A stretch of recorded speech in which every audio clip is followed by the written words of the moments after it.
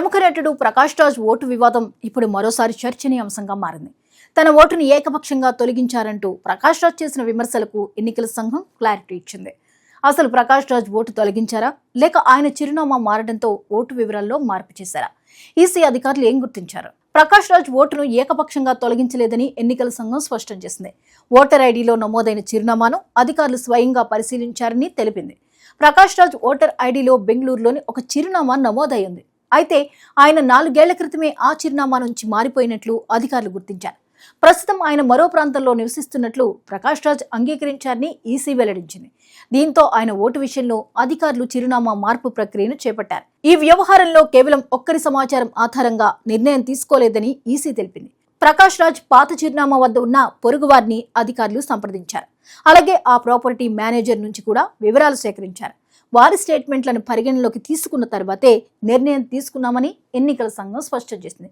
ఆ ఆధారాల మేరకు ప్రకాష్ రాజ్ ఓటును షిఫ్టెడ్ జాబితాలోకి మార్చారు. అంటే ఓటును పూర్తిగా రద్దు చేయలేదని ఈసీ వివరణ ఇచ్చింది. ప్రస్తుతం ప్రకాష్ రాజ్ నివసిస్తున్న చిరునామా ప్రకారం ఓటర్ వివరాలను మార్చుకునే అవకాశం ఉంది.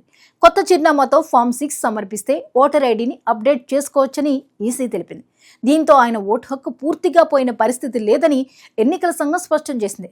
చిరునామా మారిన వ్యక్తి కొత్త చిరునామాలో ఓటు నమోదు చేసుకోవడానికి ఈ ప్రక్రియ ఉపయోగపడుతుంది. అయితే ఈసీ వివరణకు ముందు ప్రకాష్ రాజ్ చేసిన వ్యాఖ్యలు పెద్ద చర్చకు దారితీశాయి. స్పెషల్ ఇంటెన్సివ్ రివిజన్ ప్రక్రియలో భాగంగా తన ఓటును తొలగించారని ప్రకాష్ రాజ్ ఆరోపించారు.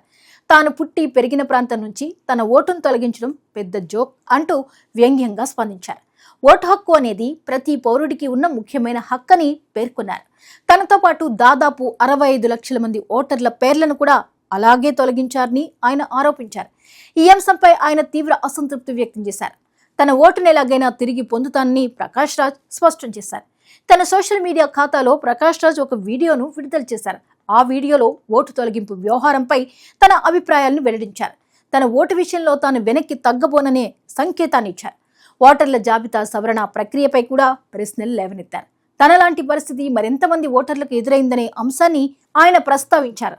దీంతో ప్రకాష్ రాజ్ వ్యాఖ్యలు రాజకీయంగానూ చర్చకు దారితీశాయి. మరోవైపు ఎన్నికల సంఘం మాత్రం ప్రకాష్ రాజ్ ఓటును పూర్తిగా తొలగించలేదని చెబుతోంది. ఓటర్ నమోదిత చిరునామాలో ఆయన నివసించడం లేదని అధికారులు గుర్తించినట్లు వివరించింది. ఈసీ సూచించిన ప్రకారం ప్రకాష్ రాజ్ కొత్త చిరునామాతో ఫామ్ 6 సమర్పించాల్సి ఉంటుంది. ఆ ప్రక్రియ పూర్తయితే కొత్త చిరునామాలో ఓటు నమోదు చేసుకునే అవకాశం ఉంటుంది. ఎన్నికల సంఘం ఇచ్చిన వివరణతో ఈ వ్యవహారంలో మరో కోణం వెలుగులోకి వచ్చింది. ఇరువైపులా వాదనలు ఇప్పుడు ప్రజల్లో చర్చకు దారితీస్తున్నాయి. ఓటర్ల జాబితా సవరణలో చిరునామా మారిన వ్యక్తుల వివరాలను ఎలా పరిశీలిస్తారన్న ప్రశ్న కూడా ముందుకొచ్చింది. ఓటును పూర్తిగా తొలగించడం, మరో చిరునామాకు షిఫ్టెడ్గా మార్చడం రెండూ ఒకటి కాదని ఈసీ వివరణ చెబుతోంది. ప్రకాష్ రాజ్ విషయంలో కూడా ఇదే విధానం పాటించినట్లు అధికారులు చెబుతున్నారు. మరోవైపు ప్రకాష్ రాజ్ తన ఓటును తిరిగి పొందుతానని స్పష్టం చేశారు. కొత్త చిరునామాలో ఫామ్ 6 ద్వారా ఆయన ఓటర్ వివరాలను అప్డేట్ చేసుకునే అవకాశం ఉంది. అందుకే ఈ వ్యవహారం ఇప్పుడు తదుపరి ప్రక్రియపై ఆసక్తిని పెంచుతోంది.